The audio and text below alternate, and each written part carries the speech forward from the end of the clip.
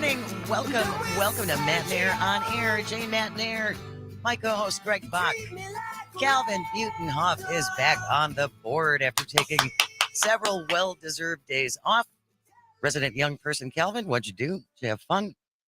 Did you change the world? I did have fun. I didn't change the world. I just hung out with the dogs, caught up on some reading I wanted to do. Just some Chill. R&R. That's nice. Doesn't always have to be a big, getaway trip or anything like that. Sometimes you just want a chance to chill. Calvin, you already changed the world with you just being in it, and you make it for the better. And we missed you, and that's coming clearly from your friend, Chris Bosch. That's your affirmation for today, yep. Calvin. There you go. That's our secret affirmation guy, Chris Bosch. There you go. Thank you. If you ever want to join the show, call or text at 855-75-CIVIC. That's 855-752-4842. Or leave a comment if you're watching on the live stream on Facebook, YouTube, and or Twitter. Luke Mather is going to be joining us at 10:33. Going to have a chance to talk to Luke about some things in the news. Very exciting thing we're going to start off with, though. This is a statewide Civic Media Ride into Spring contest, and it starts today. Yeah, it does. So here's how this is going to work. Through the 29th, through March 29th. So every weekday here across the Civic Media Radio Network, and again, this is statewide, every weekday in the 7 o'clock hour, the 10 o'clock hour, 1 p.m., and 3 p.m., you have a chance to win an overnight stay at Chula Vista Resort in the Dells. 4 daily winners, one from each contest hour, will also get an overnight getaway to the Chula Vista. I'm sorry, the 4 daily winners, so one winner from each hour, the 7, 10, 1, and 3. All of those people will get that overnight stay at Chula Vista. But everyone who enters will then be in the drawing for one of our 2 grand prizes, including brand new bicycles, a 3-in-1 blender, and an outdoor patio love seat. It's pretty nice. One of the things growing up radio listening was, that's not a great sentence, but listening to radio was contests. You'd like 10th caller, 15th caller, number 1 caller, who has the question, blah, blah, blah. And I always remember the rules were, and if you work for the radio station, you don't get to participate. Now I work for a radio station and I can't participate. No, you can't. You can't win. So here's how this works. You need to download the Civic Media app. So wherever you get your apps, go there, get the Civic Media app. It is free. Mm-hmm. It will stay free. Apparently, in some of the internal discussions we've been having here at work, some apps will actually start charging you after a while. Oh, that's a bunch of horse malarkey. Or start tagging on fees. That's not going to happen with the Civic Media app. So what you want to do, download the Civic Media app, and then wherever you are listening across the state, whether it's here, WAUK, or if it's in Green Bay at WGBW, or Hayward, or wherever you are. Or Amory. WLAK in Amory. You want to text the word music. MUSIC. That is the word of the hour. Text the word music on the app to the station where you are listening to Civic Media, and you're going to be in this Ride into Spring statewide contest. Another thing too is we've done giveaways for Brewers tickets and stuff like that, and that was always fun. But this is like the first big thing. I'm very excited. It's like, come on, guys, text us. So the word is music. You have an hour. In this hour, download the Civic Media app. Yes. You can go to all of the stations across the state, but wherever you're listening, again, whether it's here in Waukesha, WAUK, WGBW in Green Bay, WISS in Oshkosh, go to the station that you're listening to, text the word music before 11 o'clock, MUSIC, and then you are going to be in this drawing. 4 people every day picking up an overnight getaway to Chula Vista Resort in the Dells, and then everybody, including the daily winners who texts and gets in, is going to be entered to win one of 2 grand prizes. And this includes brand new bikes, a 3-in-1 blender, and an outdoor patio love seat. I can tell you with cool confidence right now, Jane, that the texts are rolling in. Good. Oh, my goodness. And we're not going to read them. We're not going to say anything. No. But I can tell you right now, people are getting on board. Fantastic. And again, it really is a great app, the Civic Media app. You can call and text directly. Mm-hmm. You can check out all the stations all across the state, all 20 properties that we have now on Yeah. from Civic Media. So I take advantage of it. And again, what was the thing that we first started saying about the Civic Media app? The Civic Media app. It won't.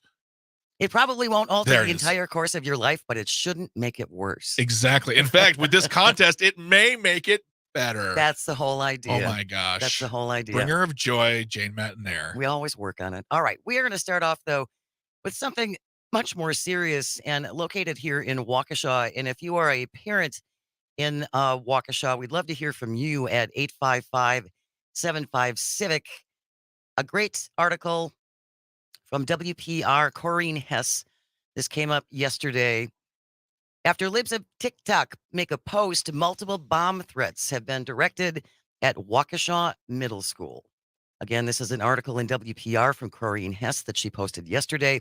And I had also seen something that a friend of the show had emailed to me at janesays@civicmedia.us related to this as well. So here's kind of the situation. In the last 2 weeks, parents of Butler Middle School in Waukesha got a number of notices from administrators about bomb threats being made at the school. Now, after investigation, the Waukesha Police Department determined that the threats are not credible, but there is a grassroots advocacy group in Waukesha who think this is all connected to battles over LGBTQ issues in the district, and a social media post that was on, this is on Twitter, libs of TikTok, that openly targeted an openly gay staff member at the school. Yes. Now, we've talked about libs of TikTok, not in great detail before, but the woman behind this is Chaya Rachik, I believe is her name, specifically targets LGBTQ plus people. And there are ramifications for this because she has thousands and thousands and hundreds of thousands of followers. And people take this stuff and then they take it into their own hands and they bring it back to their own communities. Yeah. They go and find these people and make their lives miserable. Yeah. For something that they disagree on, that's not, it's usually also conflated or a lie, or just because it lives in her brain and she doesn't like it, she makes the decision, well, I'm going to now try to ruin their life.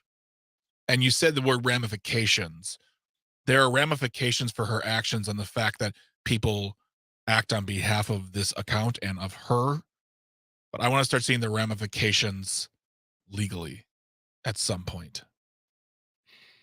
You have to wonder whether or not that's going to happen.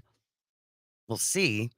The grassroots group is called Unwavering Waukesha, and they said beyond board policies, the hyper-politicization of the Waukesha School Board and the deep connection between multiple school board members and the Republican Party of Waukesha County continues fueling the fire of anti-LGBTQ plus community activity in our communities.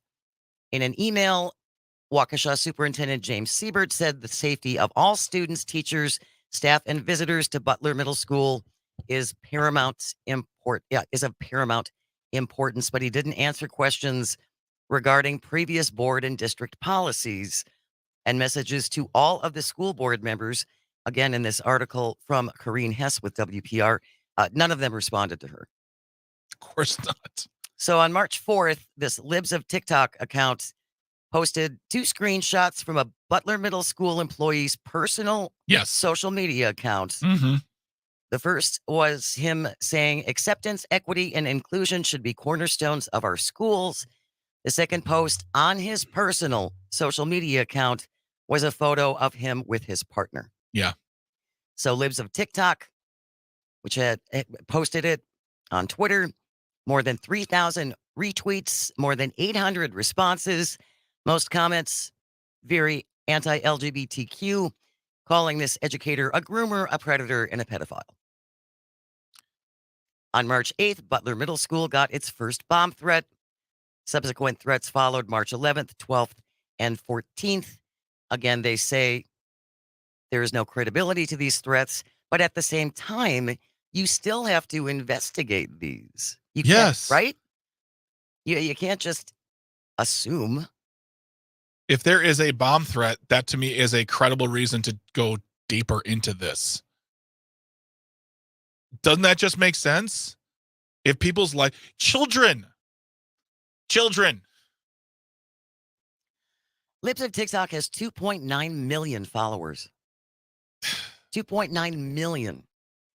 Turning it into a social media phenomenon, which essentially, again, spreads anti-LGBTQ plus sentiments and is shaping public opinion. Again, when you target specific people and then with no evidence whatsoever label them as groomers Mhm. and pedophiles and then sick your 3 million people after them, it's terrifying. Oh, I mean, they do it because they don't have to have any proof. They just see queer equals bad equals I'm going to say something equals I'm just I'm just on Twitter saying what I want. Well, and yeah. Why am I in trouble? Why am I? It's not my fault that they did this. 855-75-CIVIC, 855-752-4842 if you would like to join in the conversation or leave a comment if you're watching on the live stream. We're talking about recent bomb threats at Butler Middle School here in Waukesha after one of the teachers there targeted by this group called Libs of TikTok. Stay close. You're listening to Matenaer On Air, coming to you across the Civic Media Radio Network.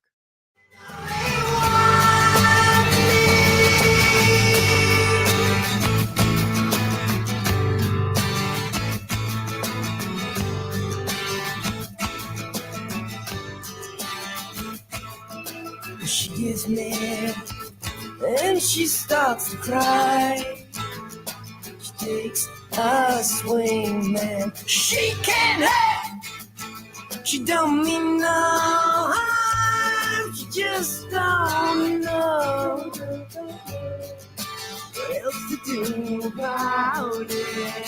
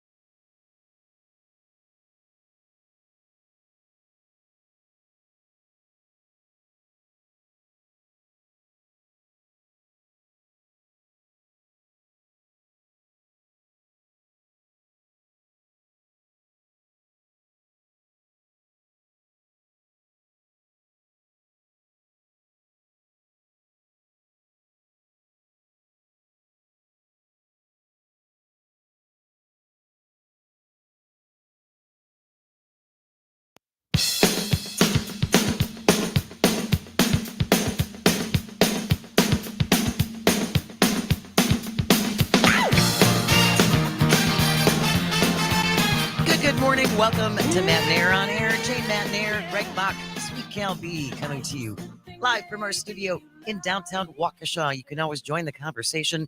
Give us a call, send in a text at 855-75-CIVIC or leave a comment on the live stream if you're watching on Facebook, YouTube, or the platform that Elon has ruined.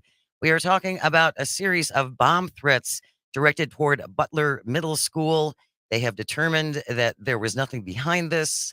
However, there does appear to be a connection between this group called Libs of TikTok targeting a teacher at Butler Middle School. Yeah. Who on his own personal social media just posted about acceptance and inclusion and then included a photo of him with his partner. And that prompted this Libs of TikTok to target him, calling him a predator and a groomer and a pedophile. And now we have these bomb threats. There's no, I mean, the tie hasn't been directly connected, but I think it's a pretty fair assumption, especially because this account has almost 3 million followers, and they've done this to other people. Well, and that's the thing too, is when things like this happen, it's more likely that the target is going to suffer, like lose a job, get something, lose a deal, lose something. They're going to end up having their lives ruined versus this sick, poisonous human who just there has to be some sort of criminal. If we are currently trying to figure out whether or not the former president, caused an insurrection with his words and led people down the street with his intention, there has to be something on the book somewhere that says, you post these things, then these things happen, therefore there has to be a connection. A conspiracy is two people working together, but it seems to me there has to be something on some law, on some book, some rule somewhere that says you say these words and someone reacts on behalf of that. But look at all the mass shootings. I know. They're as far as I know, Greg, and I'm not saying there shouldn't be something, but as far as I know, there is no legal way to go after these people. Texter listening in Oshkosh on WISS says, just another reason why who would want to be a teacher in this day and age.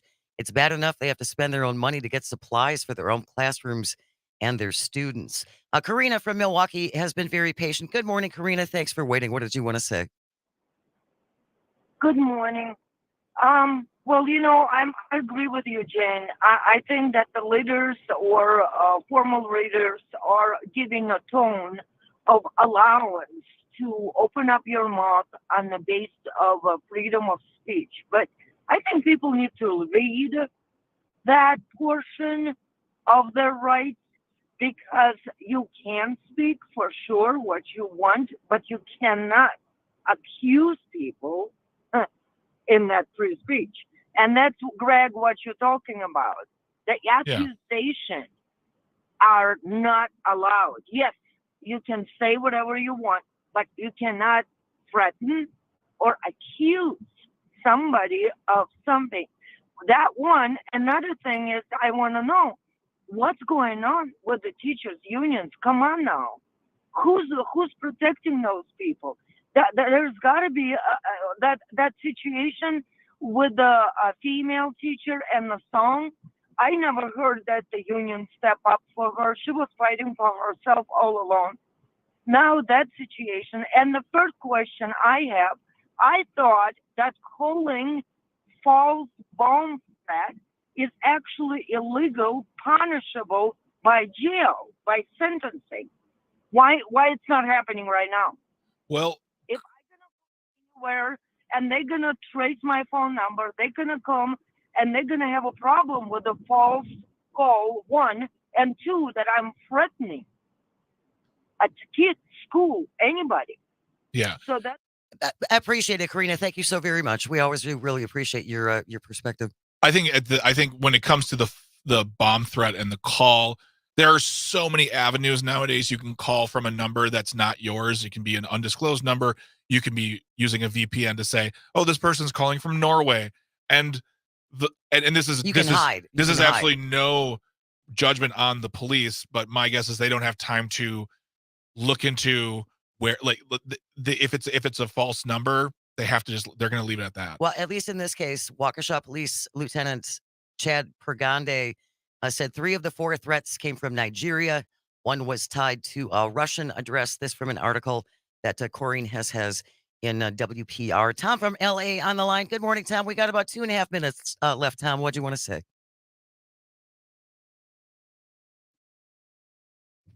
You still there, Tom?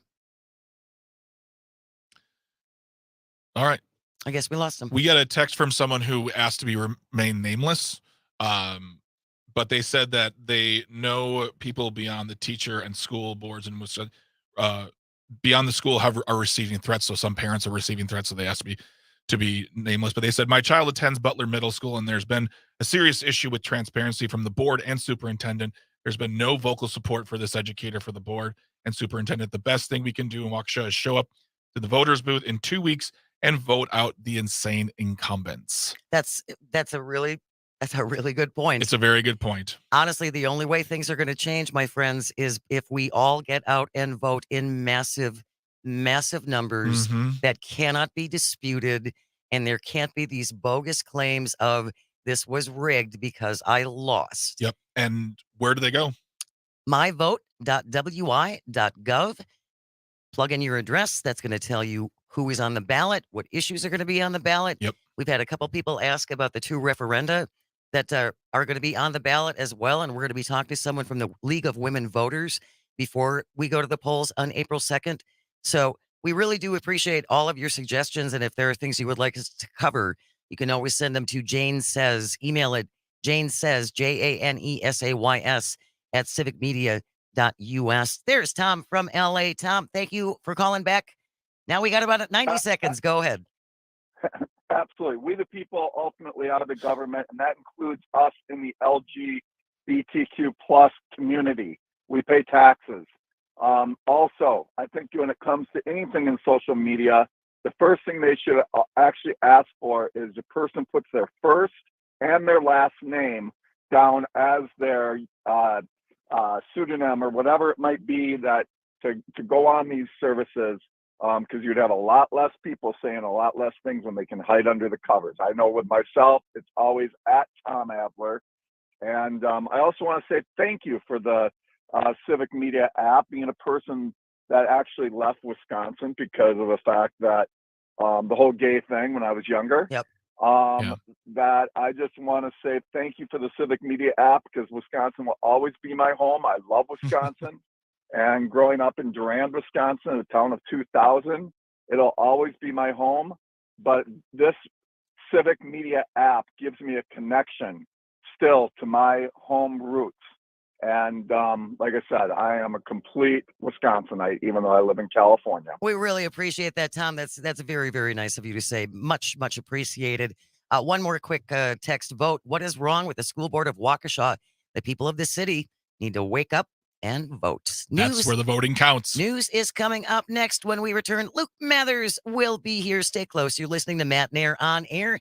This is the Civic Media Radio Network.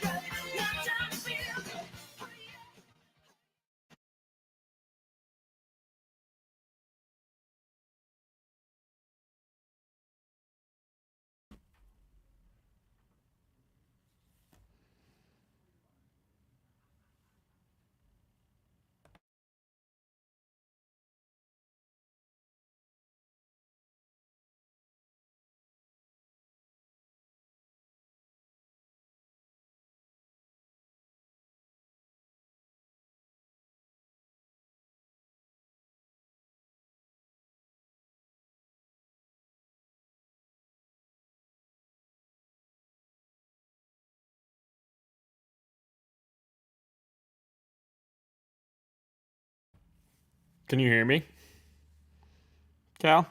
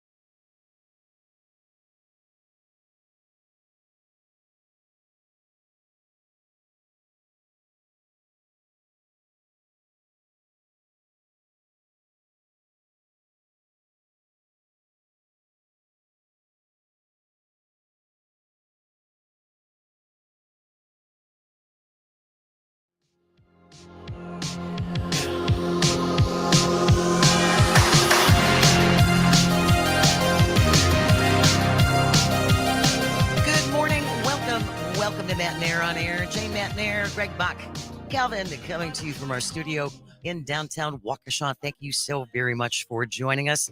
Luke Mathers is our guest. We're going to get to you in just 1 second, my friend. If you're watching on the live stream, you can see he's saying, I'm not Calvin anymore, because he was Calvin for the last few days while our resident young person was off. So Luke had been filling in as our producer. But I want to remind folks, we have this new, very exciting statewide contest going on across the Civic Media Radio Network. So just go to your app store, download the Civic Media app, and you have until 11 o'clock, no matter where you're listening. If you're listening on WISS in Oshkosh, if you're listening on WBGW in Green Bay, WLAK in Amory, you want to go to that station and text the word music, MUSIC. Text the word music. You have until 11 o'clock. If you do that, you have a chance to win an overnight getaway to Chula Vista Resort in Wisconsin Dells. We're doing this 4 times a day, so one winner from every hour, 7, 10, 1, and 3. And then everyone who enters, and this will include the daily winners too, then are entered to win one of our 2 grand prizes. That includes brand new bicycles, a fancy 3-in-1 blender, and an outdoor patio love seat. And we've also added a Wonder Oven. The fabulous Wonder Oven. You throw in a Wonder Oven, and I'm going to break all the rules, and I'm entering this contest. No, you haven't. Shane quit. You haven't asked for the Wonder Oven.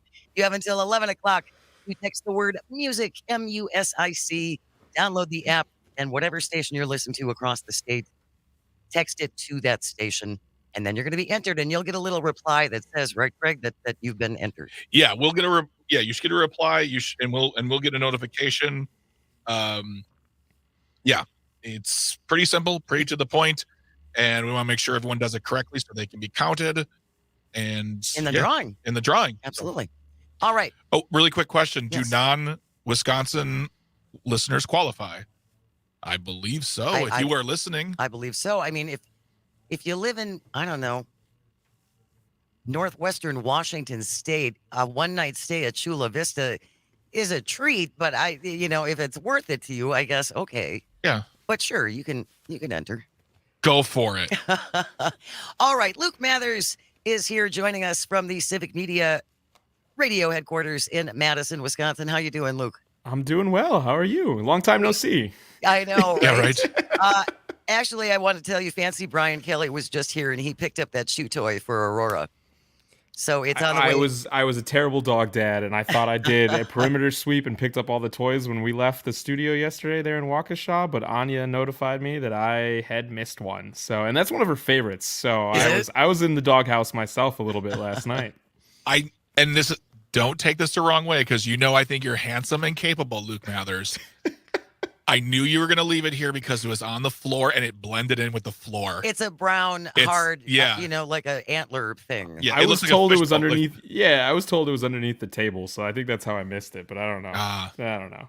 She was running around all over the place, but she was not too thrilled. She didn't get to come to work with me today. In the last couple of days, she'd been traveling to Waukesha, but it was a great time. I was thrilled to be there, and now back in the headquarters, getting back to the many other projects going around now that I'm not Calvin anymore. Yeah, there's plenty of work to be done. That's for sure. We wanted to start out. Scott Bauer from the Associated Press reported this just about 40 minutes ago, I want to say, right before we came on the air. The Wisconsin Supreme Court, in a 5-2 order, gives parties in legislative redistricting case until Thursday to respond to a motion filed by Wisconsin Elections looking for clarity on what boundaries should be in place for a potential Robin Voss recall election. Yeah, it seemed like this was going to be the case. I'm surprised that it wasn't a unanimous decision. I haven't got to see the breakdown yet. But essentially, the Supreme Court earlier this year elected not to decide on this at that time of whether or not these new districts would be for recall, because there was no standing yet. There had not been a case where we knew for sure there was going to be a recall. And so the Supreme Court was essentially like, this isn't the right time for us to take that. We're going to wait on it. If it comes before us again, then we'll make those determinations. And it kind of seems like this is the first step in that process now. So they're going to have each side be able to submit their arguments, and I have a feeling going to hear pretty quickly from the Wisconsin Supreme Court once those arguments are in, whether or not it's going to be the old maps that were used in the last state assembly race for the 63rd Assembly District, or if it's going to be the new ones. I have my feelings, but I'm not a lawyer, so I don't know. We'll see. You're what also happens. not Calvin, so Yeah, I'm also historically not Calvin anymore and not a lawyer. I think you're right. I mean, they have to get these in by Thursday. Yeah. I wouldn't be surprised if it's going to be another Friday late dump that we're going to get this in a late Friday news dump. yeah.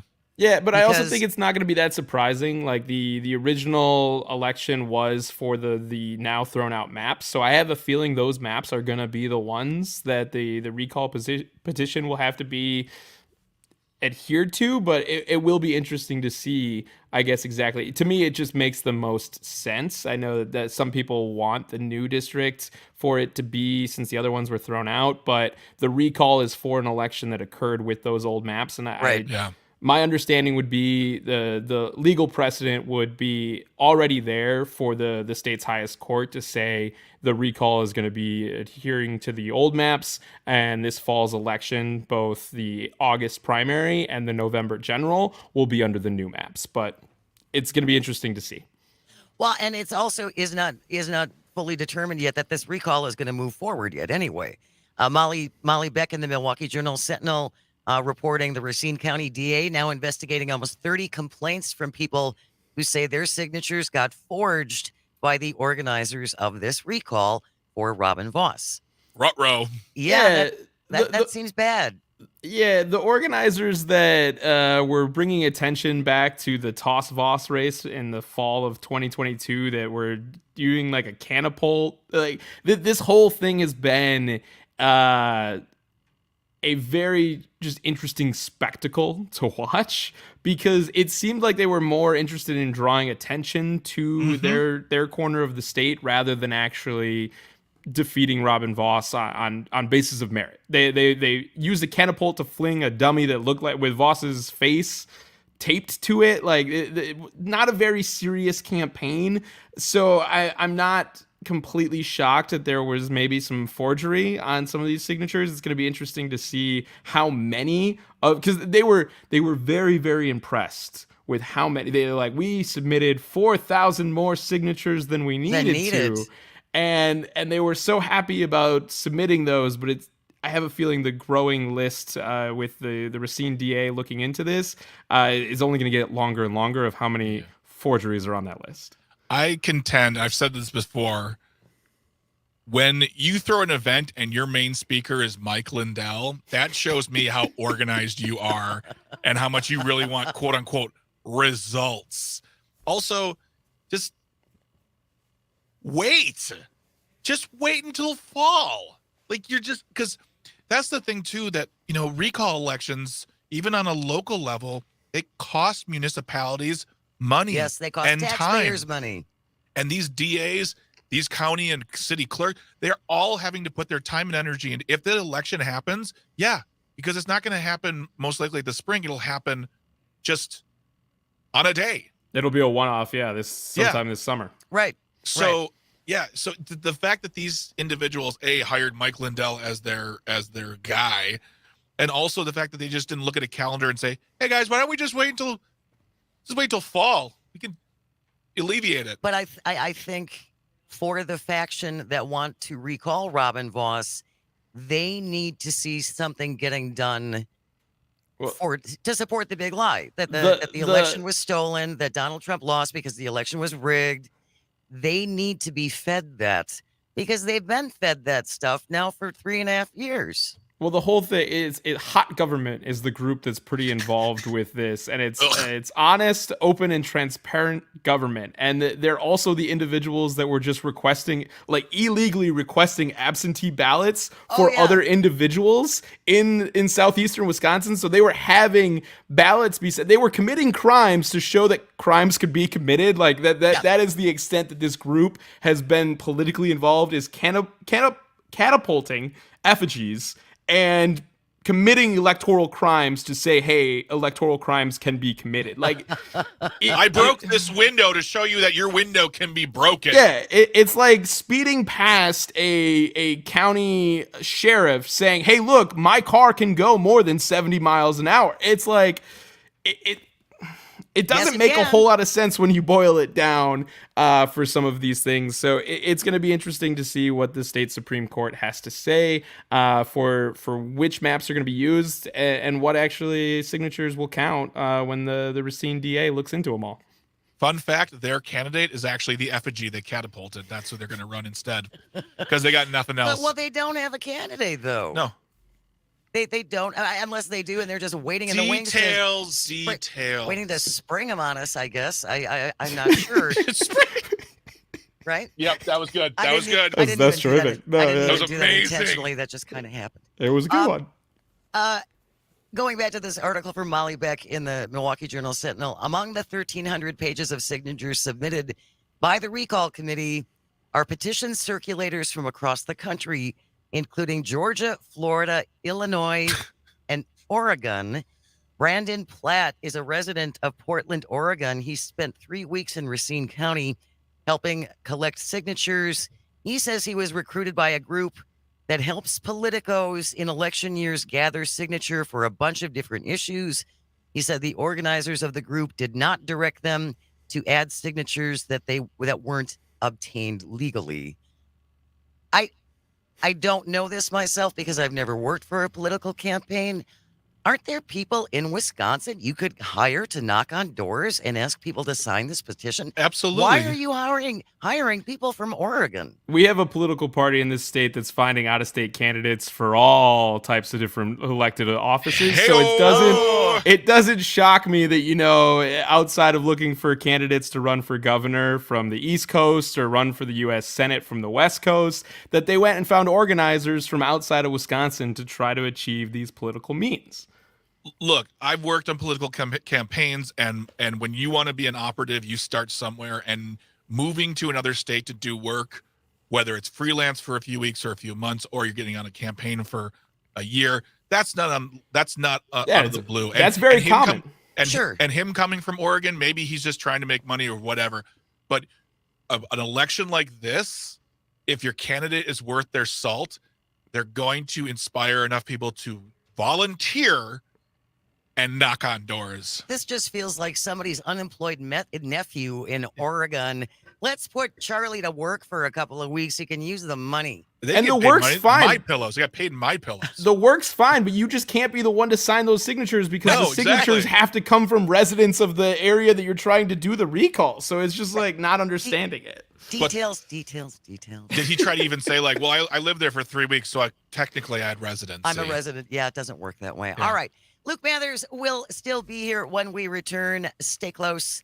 Speaking of that California guy running. I didn't say anybody from California. I don't know. Who are you talking about? That guy. We'll talk about him. Stay with us. You're listening to Matenaer On Air. This is the Civic Media Radio Network. Judge me. I can see clearly when you're gone. And I said, I'm blinded by the lights. No, I can't sleep till I feel your touch. I said, I'm drowning in the night. Oh, but I'm like this. You're the one I trust. I'm just coming back to let you know I can never say it on the phone. They'll never let you go this time. I said, I'm blinded by the lights. No, I can't sleep until I feel your touch. Hey,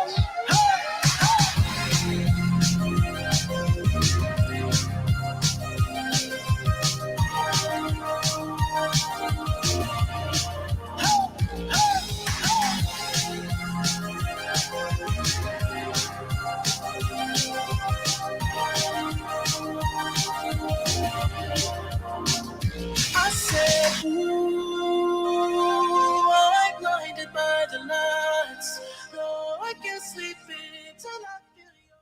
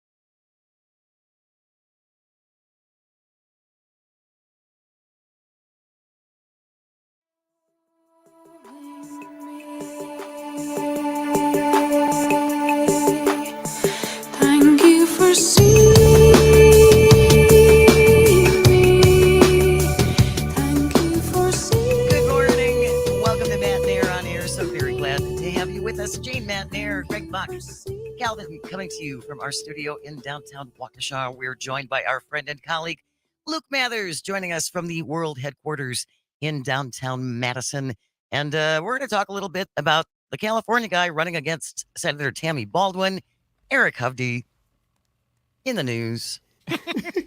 Axe thrower, lake diver, Yeah, right. beer fan. Lake diver is giving him too much credit. Lake sitter. Home brewer. You have to say home brewer, correct? Oh, yeah, Greg? yeah. Because if he's drinking any alcohol himself, I hope to goodness that he distilled it or brewed it himself, according to some of his 2017 comments, I believe. Well, at that 2012. 2017. It was 2017. Yeah, at that mansion he's got in California, I'm sure there's a whole room dedicated to a still.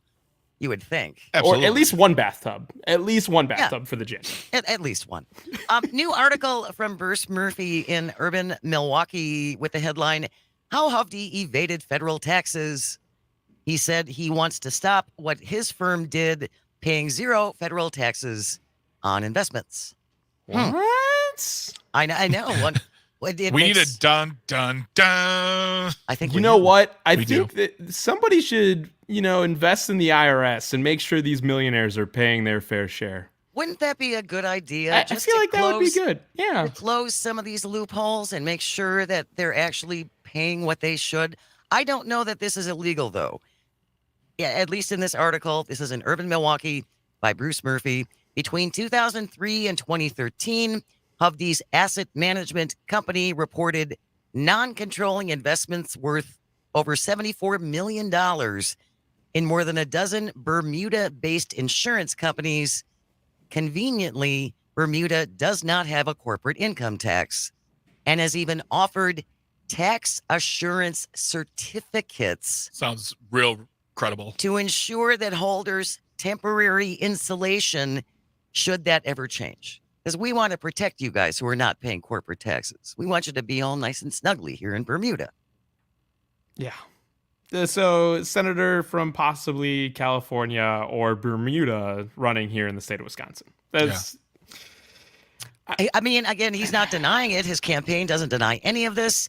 His campaign spokesperson passes this all off as a ridiculous attack by liberals because Democratic Senator Tammy Baldwin can't run on her own record as a nearly 40-year career politician and a rubber stamp for the Biden agenda.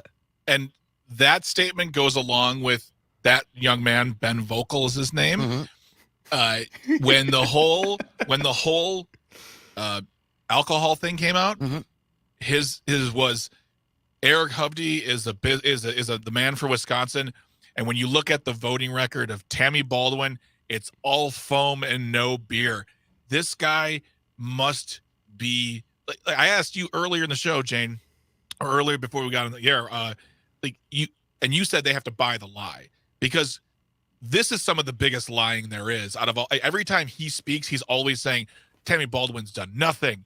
She has no record. It's like she just in one shot brought $3 billion to this state. One thing, and that's just on top of the heap of things she has done for the state. And we've talked about this before, Luke, as well. So far in all of the messaging I've seen from Hovde, there is nothing concrete as far as policies. Oh, no, it's all platitudes. It's all platitudes and all very general things. And I saw one thing that showed up on my Twitter feed that was like, faith, family, hard work, dedication. And I'm like, do you want to be an elected official or are you advertising your services as a life coach? Because they seemed pretty similar to me. You're not offering anything workable. No, so this feels like Tim Michaels 2.0 to me. Absolutely. Very much. Tim Michaels was an empty suit in 2022 that he ran on very similar platitudes of vote for me because I'm asking you to vote for me kind of thing. And I'm not them. And I'm not them. Right. Washington is corrupt. Things like that, right? Running on just these platitudes where Tammy Baldwin has delivered for the state of Wisconsin when she has a ally in the White House and when she has a political opponent in the White House. Like during the Donald Trump administration, Tammy Baldwin got more legislation passed than Ron Johnson of the same political party of Donald Trump. So to say that Tammy Baldwin has not been an effective senator for Wisconsin is either you're an ostrich burying your head in the sand or you're lying. Like Greg said, you're buying into the lie because Tammy Baldwin has delivered for the state of Wisconsin time and time again. But for Tim Michaels 2.0 to come in, our friend Dan Schaefer over at the recombobulation area made the comparison in 2022 of Tim Michaels to Bobby Newport, who is Paul Rudd's character on Parks and Rec. He wants to run for the city council. And I can't shake that comparison. Hats off to Dan for saying it back when it was applicable to Tim Michaels. I think it's super applicable to Eric Hovde as well, where it's like, I'm Bobby Newport. Please vote for me. And that's it. Like, that's all it is. It's a bunch of platitudes, an empty suit. He's going to run on saying, hey, I'm going to bring these 4 words. These 4 words are why I'm running. And I've got a lot of money to spend to get these 4 words in front of you. And that's why you should vote for me. And then we're going to find out. Go ahead, Greg. And then I think of Bobby Newport just saying, come on, give it to me. Give it to me. Just give it to me. I just want to be the city council person. Yeah. And it all makes sense to me, though. Ben Vogel, it makes sense to me because Tammy Baldwin has done so much. Ben Vogel says Tammy Baldwin has nothing.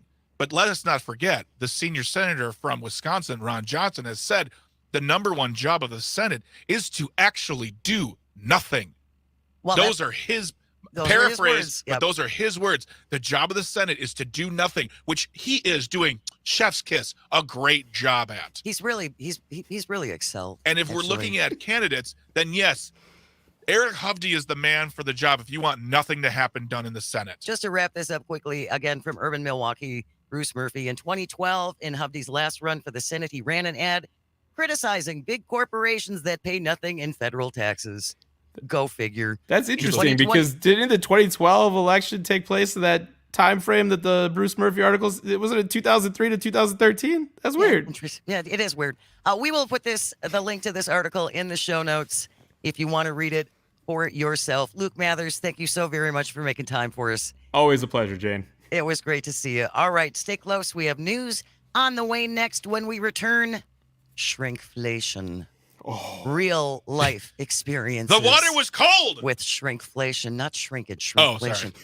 You're listening to Matenaer On Air. This is the Civic Media Radio Network.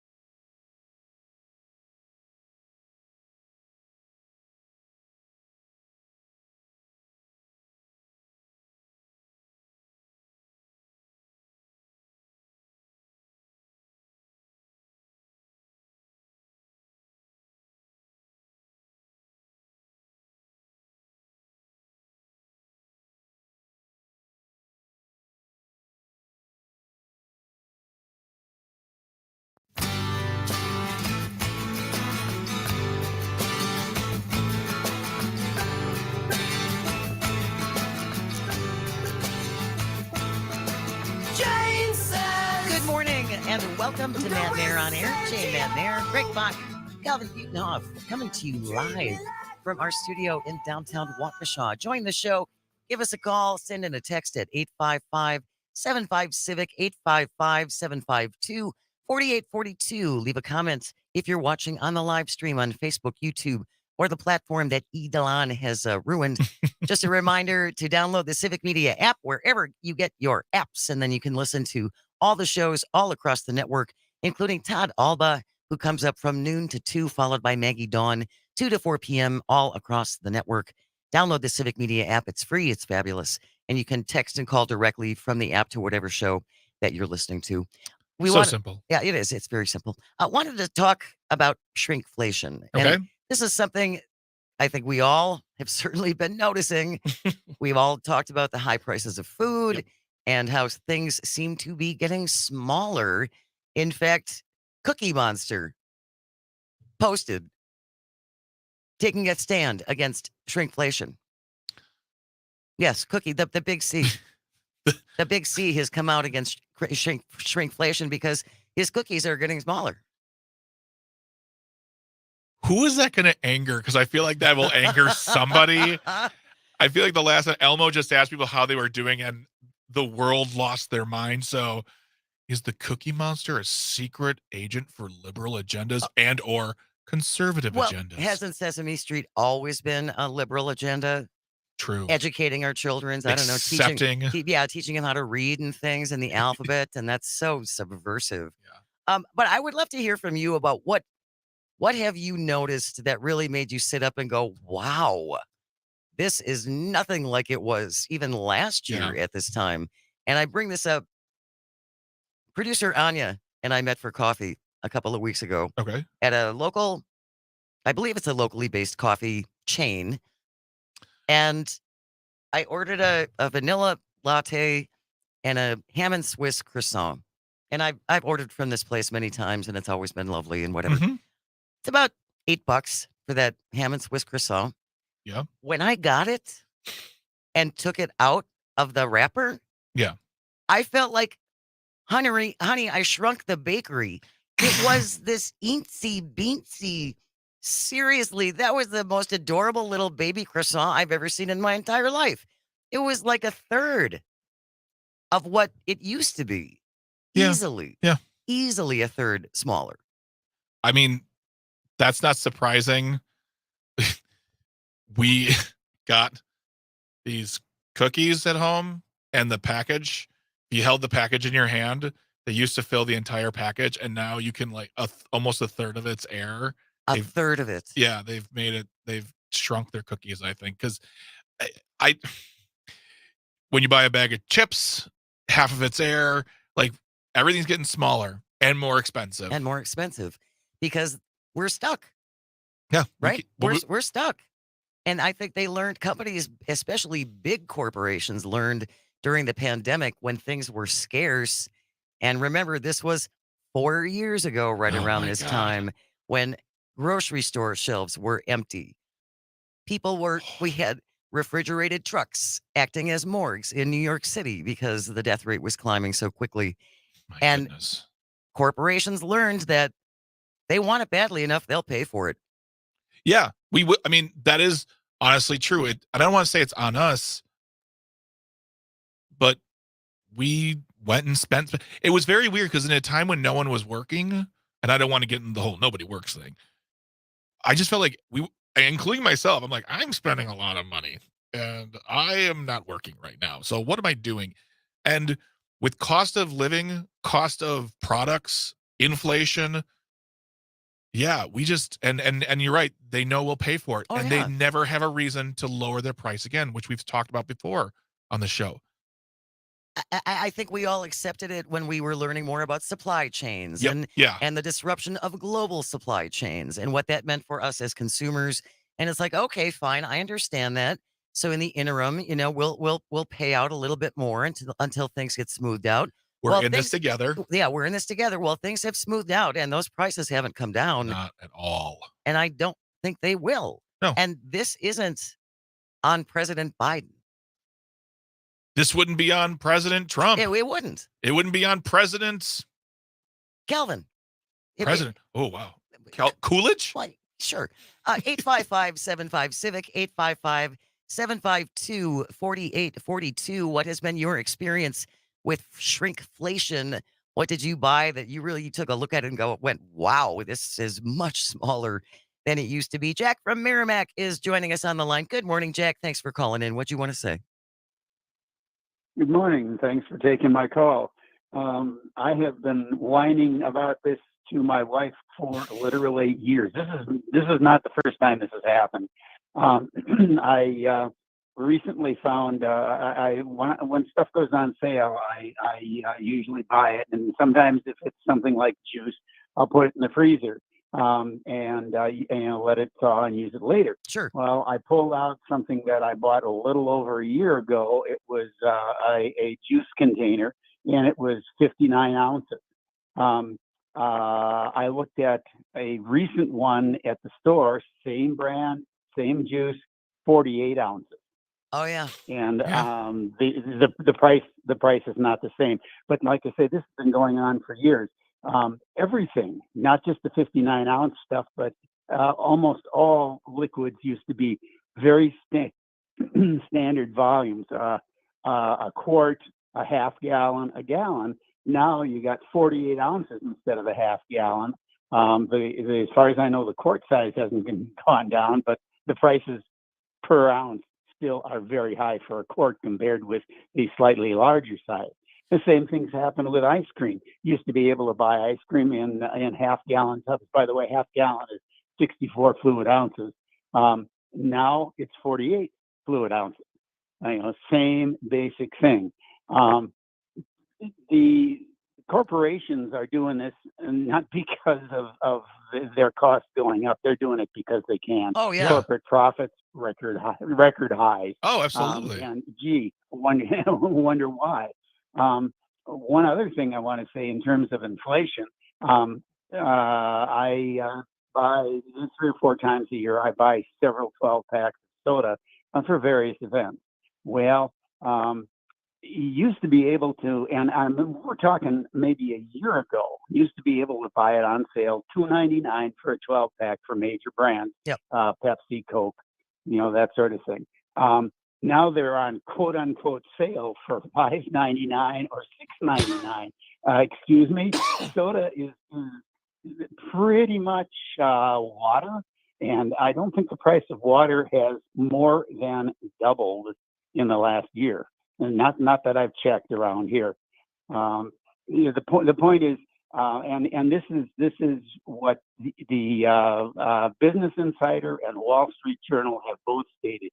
This is not associated, as you pointed out, with any particular administration. This is businesses doing it because they can. And according to those 2 sources, roughly 2/3 of the so-called inflation is caused by corporate price gouging. Yeah. It's greed. It's greed, Jack. And I applaud you for looking that closely at the ounces, because I don't think most people do that. No. And that's one of the little ways where they tweak it and they make it smaller, assuming that most people aren't going to look. And most people don't. I wouldn't look. No. I give you a lot of credit. And and you bring up something important, Jack, is that this goes beyond administrations, because what these big businesses know is that the nuance into all this is too difficult for everyone to understand together. So what we do is we get frustrated and we point the finger at the politicians. When I don't like Ron Johnson, but Ron Johnson does not vote on the size of ice cream. Right. So my problem is with the corporations making tons of money and firing people, and then saying it's inflation, it's the economy. And then people say, well, why is Google firing all these people? Because they can, and they get more money and tax breaks for meeting certain standards. So yes, not the administration's fault. Thank you so much, Jack. Really appreciate you checking in. You can join us as well. Give us a call, send in a text, 855-75-CIVIC, 855-752-4842. Leave a comment on the live stream on Facebook, YouTube, and the platform that Elon has ruined. We've got some comments here. Sherry from Horicon says Carnation Instant Creamer. The container is the same size, but it's not even 3/4 full. And she adds, and it costs more. Yeah. Scott from St. Louis said Gatorade is 28 ounces instead of 32 ounces. Gatorade costs like $3.50 a bottle now. Which is just flavored water. Yeah, it's just flavored water, and I don't know why I still buy them. McDonald's flurry sizes, ice cream cartons. I mean, there's examples all over the place on the text messages. We got From the 323 Girl Scout cookies, noticeably smaller this year. Yep. Pat's listening in Green Bay on WGBW. A large Shamrock Shake at McDonald's this year is smaller than a leprechaun. From the 414, re-shrinkflation recipes are being affected. If they call for a particular portion of a product, now the new packages don't include the same amount, and this makes it difficult to make the recipe accurately. I mean, they're just messing with us, and they know they can. And they can. And this also goes back to the fact that, 3 to 6 corporations essentially control just about everything. Yeah, I think it's 8 corporations around the world own everything. Everything. Yeah, and from grains to meat production to ice cream production, and like you said, Greg, they do it because they can. Yeah. Where are we going to go? What are we going to do? Yeah. And I don't know if we spoke about it on the show, and we should, if we haven't, is that there are ways of mitigating this, and it's just when you're going to your grocery, and I know a lot of people do this when you go to your grocery store, look for the generic labels. Every big grocery store has their own version of a thing. It's usually cheaper. It's going to be almost the same quality. In fact, sometimes it's made by the same company. Right. And you're saving some money. You might not get as much as in the bottle or the packaging, but that's one way of getting a little bit more bang for your buck, if you will, or at least, evening it out. We're talking about shrinkflation. Would love to hear about your experience and when you finally realized, wow, this is much smaller than it used to be. 855-75-CIVIC or 855-752-4842. Stay close. You're listening to Matenaer On Air. We're coming to you across the Civic Media Radio Network. I don't know what it is. She only knows if someone wants her. I wanna live they want me. I wanna know they want me.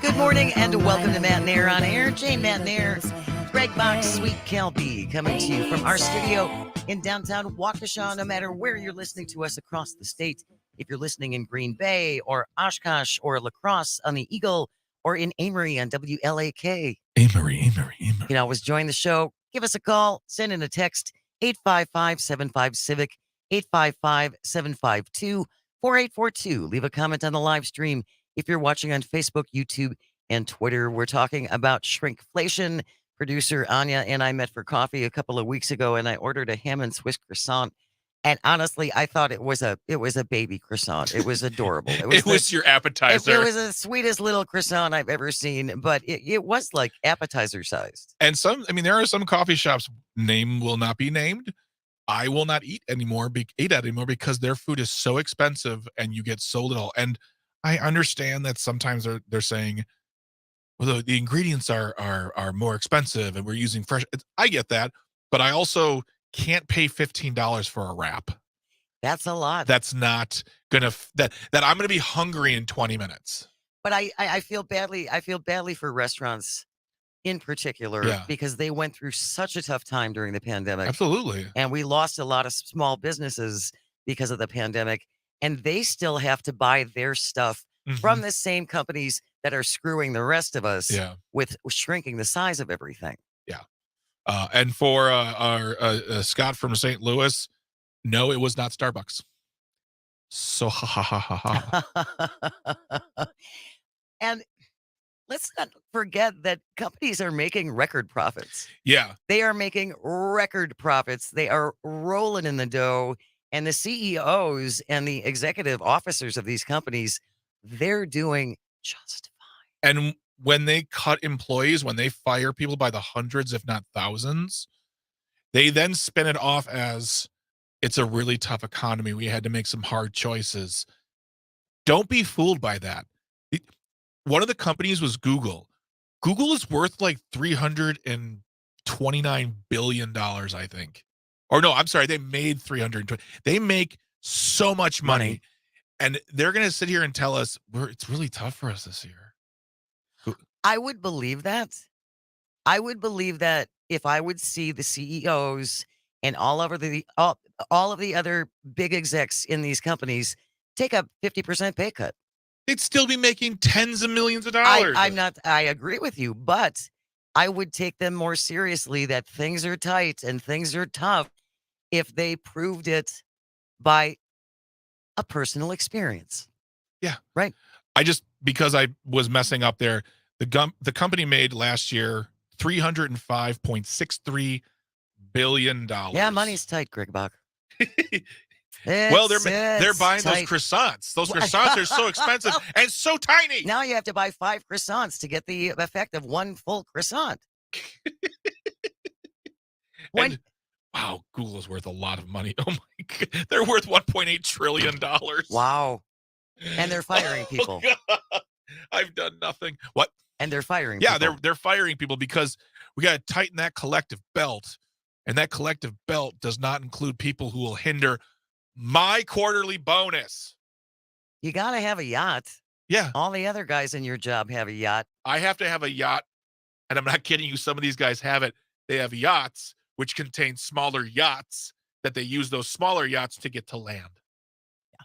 And a helicopter pad and all that stuff, you know. Oh, God. But we'll keep paying it because we have to. Unless we're going to, I know a lot more people are growing their own food. Yeah. Especially during the pandemic, and a lot of people were bread baking became the big thing, and whether or not people have sustained that, now that we've gotten out of the lockdowns, remains to be seen.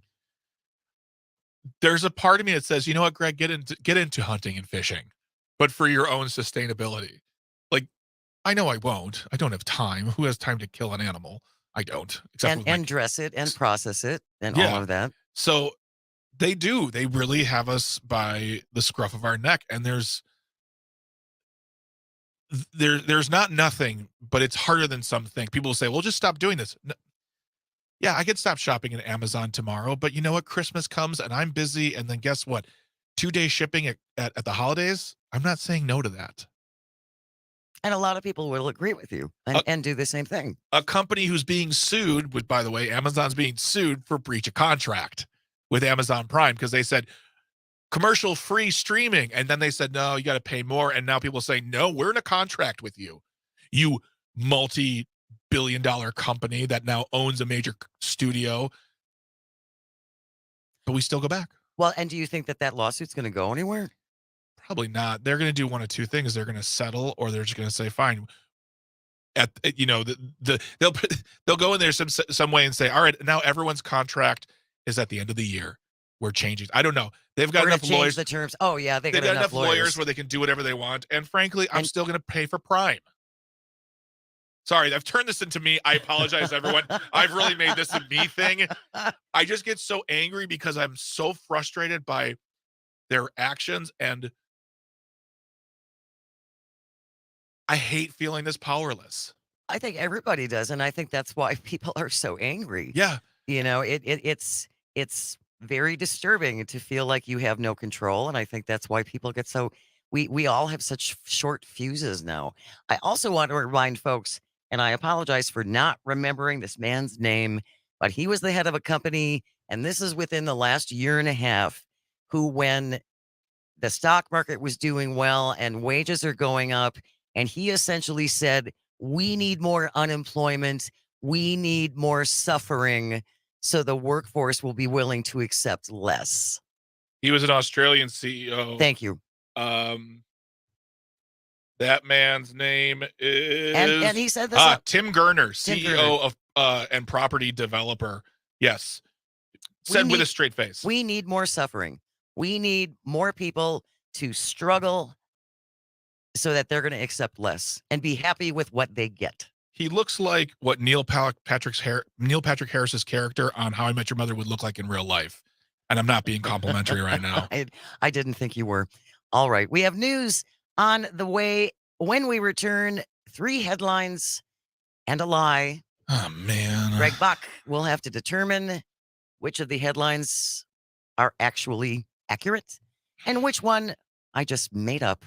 You can play along at home as well. You can always call into or shoot a text 855-75-CIVIC, 855-752-4842. Stay close. This is Matenaer On Air. You are listening to the Civic Media Radio Network. Let it be the same. Money, money, money must be funny in the rich man's world. Money, money, money, always sunny in the rich man's world.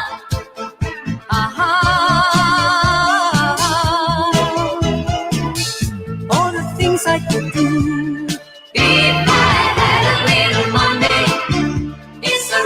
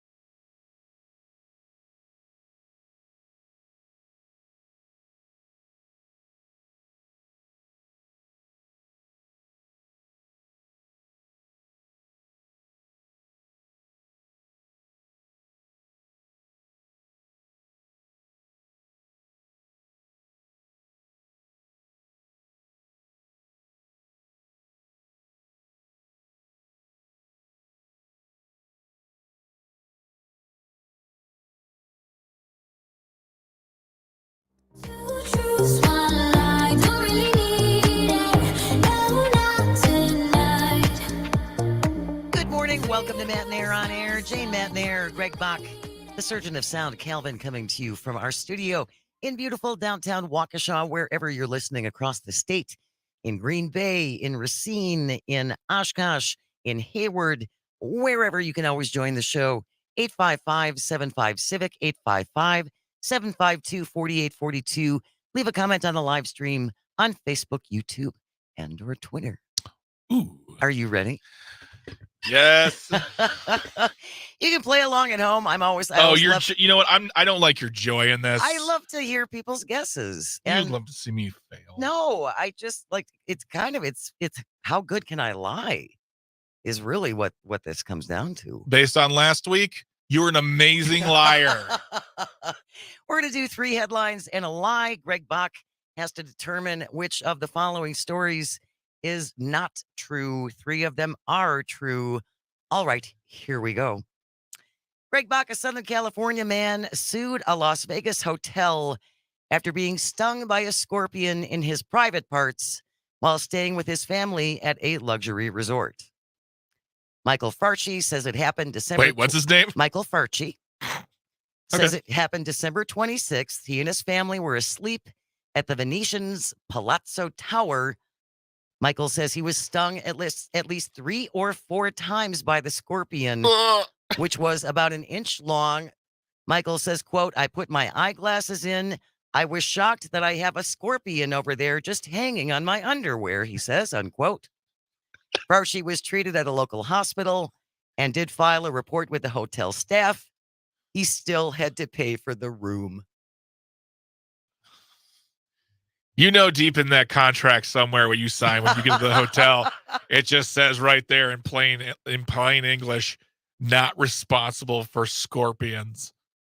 You're probably right.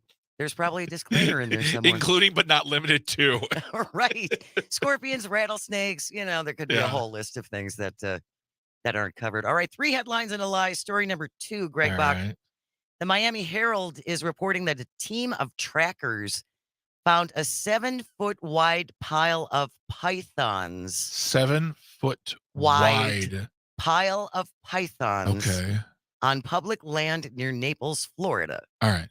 The job of this team is to monitor snakes during breeding seasons and then remove them before these female pythons can lay their eggs. Pythons were introduced by Monty. rare animal enthusiasts, and then they get this as a pet, and then they let them go. So this Yeah. has become a big problem in Florida. Since Okay. 2013, this particular team has captured and removed more than 34,000 pounds of python That's a weird from the region. It's a weird measurement. If it's shrinkflation and you want a pound of pythons, it's Yeah, exactly. less. I get Now less it's less. pythons than I used to. It's less. In November of 2023, the second heaviest python ever caught in Florida weighed in at almost 200 pounds. I could take him. And the longest python caught last year was 19 feet.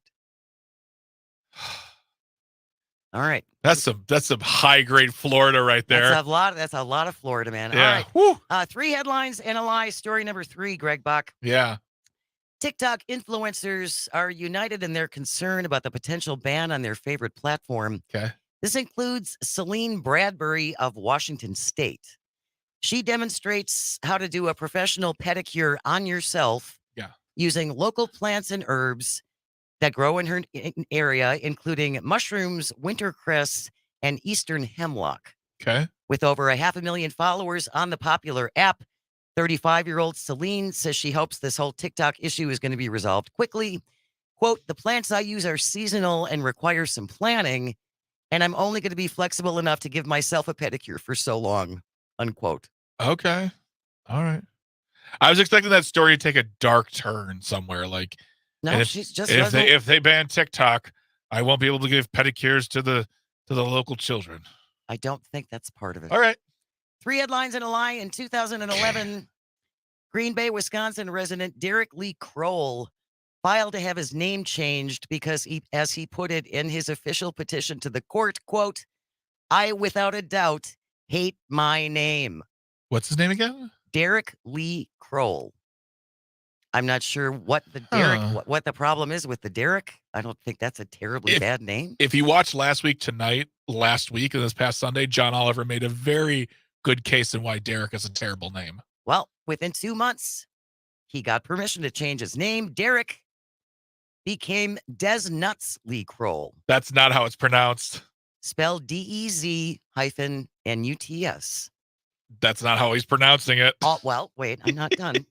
All was apparently well until 2017 when he filed another petition to change his name from Des Nuts, D-E-Z, Yeah. D-E-Z rather hyphen nuts, to D's Nuts, D-E-E-Z That's about right. hyphen N-U-T-S. That's right. As for the reason, D's Nuts says it wasn't spelled right the first time around. Your choices today for 3 headlines and a lie. And again, if you're playing along at home, I would love to hear your guesses at 855-75-CIVIC, 855-752-4842. I'll do a little recap. Just really quick, the reason why I do like playing this game is because you have to read 4 headlines and brief overviews that if I was reading them to you, at one point you would say, "I'm busy, leave me alone." Because they're ridiculous. These aren't stories you would read. You'd see the headline, be like, idiots, and then move on. Oh, I would read these stories. I'd read about these nuts. Oh, a 7-foot wide pile of pythons. I am there. All right. I So misjudged you. 3 headlines and a lie. Here's what we've got. All right. The Southern California man sues his hotel in Las Vegas after a scorpion stung him in what our friend Emmett Martin from North Carolina would refer to as his brains. He still had to pay for the room. Yeah. Miami Herald reporting that a team of trackers found a 7-foot wide pile of pythons at the end of February. Number 3, TikTok influencer Celine Bradbury from Washington State concerned that her how to give yourself a professional pedicure TikToks are at risk because of the TikTok ban that they're proposing. And number 4, Green Bay, Wisconsin resident Derek Lee Kroll changes his name to Des Nuts, only to find 6 years later it was spelled wrong the first time around. So now he's been changed to D's. I was going to say, Nuts. if it's Des, was it short for Desmond Nuts? But, you know. Which one are you feeling, Greg? Which one I feel is like the lie? I feel like the third one is a lie. The TikTok influencer, Yeah. Celine Bradbury? Yeah. You are right. Boom! Look at that. See, did it, people. I'm not as good a liar as I thought. Yeah, you're not. But that makes you so very sweet to talk to them. But all the other stories are true. Yeah. The guy who got stung by the scorpion, this happened, and he still had to pay for the room, which I think is priceless. I feel like for me, the reason why, okay, so first of all, the 3 that are true, all very location based. The third one was like she lives somewhere. We all live somewhere, hopefully. But the 3 were just, that was so Vegas. A scorpion on the down there parts, Florida, and a pile of snakes, and a guy just dumb enough to change his name living in Wisconsin. I get that. Those make sense to me. And then also, I feel like the third one lacked the oomph that the other 3 had. And there's one more tell you have, I believe. Uh-oh. Is you act like you don't, like when you were reading the third one versus all the other ones, you stopped and you started to squint and act like, what is this one about again? As if you weren't creating and crafting the story the entire time, you liar of lies. I was acting. You did a great I job. was trying to act. You did a great job. And I have an award here. It's a half-drunk bottle of water. Thank you. I really appreciate You're that. welcome. There is an update on D's Nuts Kroll, by the way. D's Nuts Lee Kroll. The 42-year-old, this is in the Huffington Post from March 11th of this month. Okay. All right. D's Nuts Lee Kroll, 42 years old, arrested March 5th after an incident involving a gun. The police said 2 others were put into his squad before Kroll was arrested. They were identified as his daughter and her boyfriend. I want you to think about that.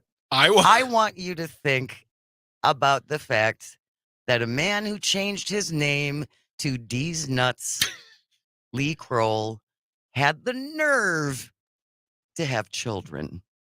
I mean, a guy who changes his name not once but twice to get to the joke of the century. He is not going to be arguing in front of the Supreme Court. I'm not worried about that. The fact that he got arrested on gun charges, and of course he has kids. But you're taking him, it's Father-Daughter Day. Yeah. At school. Is his daughter named Pistachio? I don't think so. They did not identify her because she was not arrested. I just imagine that the cops getting at him saying, are you Mr. Nuts? Or him saying, that's my name. And like, I don't have time for this, sir. No, seriously, that's my name. I don't have time for this. Check my wallet. And he checks his wallet, and the cop says, all right, now this makes sense. This tracks. I'm surprised this isn't a Florida man, honestly. He's ours, my friends. He's Wisconsin man. We are the south of the north. Kroll was charged with misdemeanor battery, misdemeanor disorderly conduct, and use of a dangerous weapon. If convicted, he could get a year in jail. He was released on a $1,000 bond. His next court appearance is April 24th. I also found in this HuffPost article, look what we learned today, my friends. Dictionary.com notes that D's Nuts is an expression, quote, used to deliberately interrupt or divert a conversation, unquote. Dictionary.com claims this is not a literal reference to testicles, but instead a way to disrupt and show disrespect to whatever discussion is currently happening. For those out there who are listening, Jane has explained this to the 1% of the audience who does not know this, whereas this is a very common. I would never, if I would hear D's Nuts, I would never think that I'm saying this to diss you in the middle of a conversation. It sounds like a declarative to me. If you said that during a conversation, I think I would probably wet my pants laughing so hard. But you're telling me that this is a common expression. Yes. Calvin, is this a common expression? Well, I don't know if it's really like an expression. It's more like a joke. Like you'll try to get like someone to say like D's what, and then you reply with D's nuts. And we keep saying.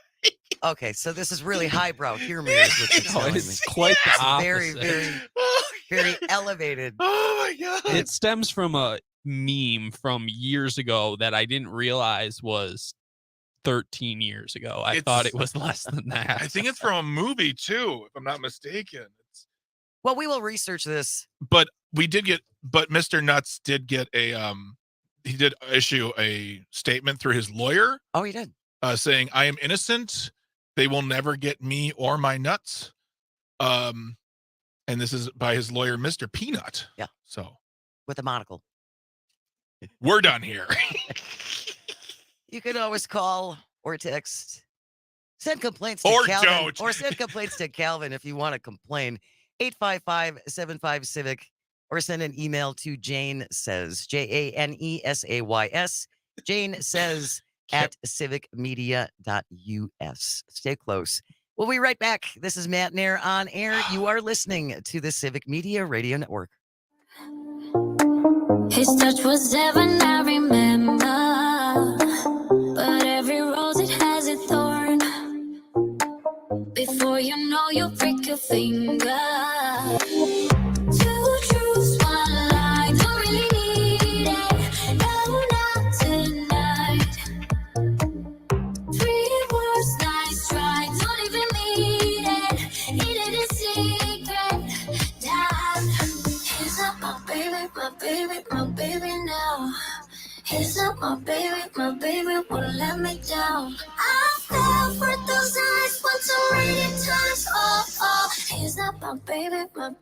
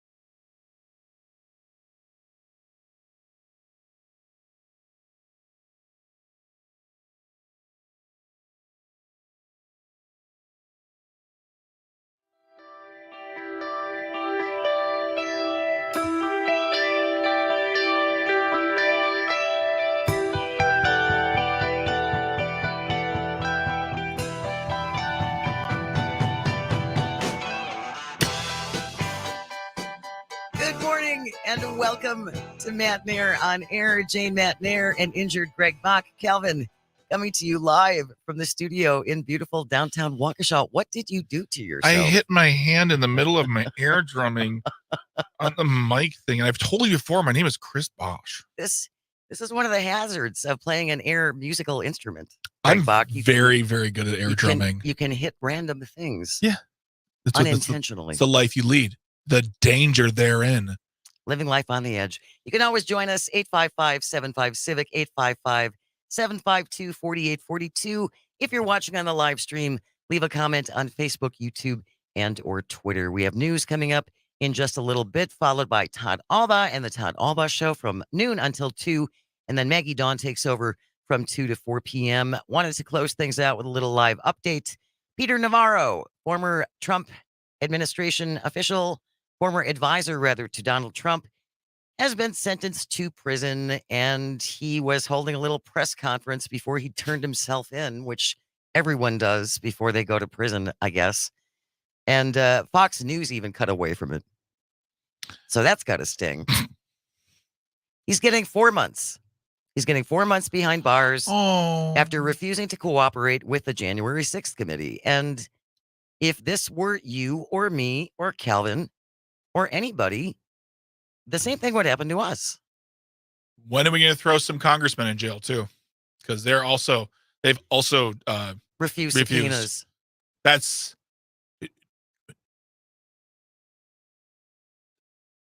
I can't find the words. It makes me so mad that it just happens, and it just gets to happen, and we have to just deal with it and move on. There are people who should be, if not fined, in jail, who are doing, as you said, the same thing. If we did it, we certainly arrested immediately. Oh yeah, we certainly wouldn't have been walking around for all of these years after this happened. Navarro says, quote, "This is not about me. One of the big stories is about what a really unprecedented assault on the constitutional separation of powers and the doctrine of executive privilege as a critical tool dating back to George Washington's effective presidential decision-making." So again, they want to make every possible communication with Donald Trump was executive privilege. And so therefore, nothing can ever happen. And they're also still arguing that Donald Trump has complete immunity for anything and everything he did while in office, which if you follow that logic through, then President Biden has that same complete and total immunity. So does Obama. Oh. Navarro said, quote, "When I walk into that prison today, the justice system as it is will have done a crippling blow to the constitutional separation of powers and executive privilege. The second and related story has to do with the emergence of lawfare and the partisan weaponization of our justice system." Nothing like an idiot with a big vocabulary who knows, some basic things about the Constitution. Just gets to sputter up. I mean, that's probably why Fox cut away. Like, oh my God, this guy sounds like an idiot. You're going to jail for 4 months, of which you'll serve 2. Then you'll write a book on the whole thing. Oh, yeah. And what's to say he won't be, if Donald Trump is reelected, what's to say he won't get another position within the Trump administration? And pardoned. Oh, yeah. Yeah. Don't forget that. That's the whole package deal now. You go to jail for him.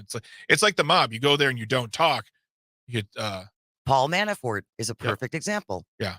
Paul Manafort is now back on the Trump train. He's going to be helping organize the convention. Steve Bannon. In Milwaukee. Yeah, Steve Bannon, who ripped off Donald Trump's own followers to the tune of millions of dollars, so he could buy a yacht and go on trips. Fleecing your own guys' supporters, and yet they're all being welcomed back into the fold. I would find that concerning. I'm wondering, my only concern is why did we spend time being good people? We could be in yachts and have a lot of money. All I have to do is talk like a moron and support a traitor. I could have so much money, Jane. If you play it right, though. You play it right. It's interesting that Navarro is kind of being sent as a sacrificial lamb. Who else in that administration has really been held accountable for anything? The only one was the general, but he was also pardoned. Michael Flynn? He was pardoned out of prison. Yeah. Yeah. Trump pardoned him. Yeah. So Navarro, well, and then there's Weisselberg, who is Trump's business manager for the Trump organization. Yeah. He is still spending some time behind bars. Yeah. And Trump will never pardon him. No. You let this happen to my company. But he took the fall. Isn't that what a good follower does? You take the fall for the big boss. Ugh. And then you get welcomed back into the fold. Disgusting. Well, we'll see what happens, and this is the person people want to vote for. 4 months behind hot bars for Peter Navarro, former Trump advisor. That sentence begins today. As you said, Greg, we'll see whether or not he really spends all 4 months. 2 months. Think it's going to be 2? 2 months. And in case anyone was very concerned about this yesterday, Richard Simmons is still alive. Even though he posted yesterday, there's something important you must do. Tell your loved ones you love them. If you have time, listen to his song. He said, I am dying. And then people are freaking out and reporters are calling him after he basically posted, I'm dying. And he said, no, I was just talking about how important it is to live every day to the fullest. I'm dying in the Eastern philosophy way. We're all dying at every point. Hey, Calvin, really quick, resident young person, do you know who Richard Simmons is? I would say maybe. His name sounds familiar, but I can't put it to what he does. He was an exercise guy. He was a very popular exercise guy. Just Google Deal a Meal. Deal a Meal was big. Yeah, it was huge. Yeah. It was the first weight loss game to use playing cards. Stay with us. News is coming your way next. Again, followed by Todd Alba and then Maggie Dawn across the Civic Media Radio Network. Thank you, Calvin. Good to have you back. Thank you, Greg. Thank you, everyone who called and texted. And thank you most of all for listening. It means everything. I hope you find some joy today and you had the chance to share it. Stay close. This is the Civic Media Radio Network.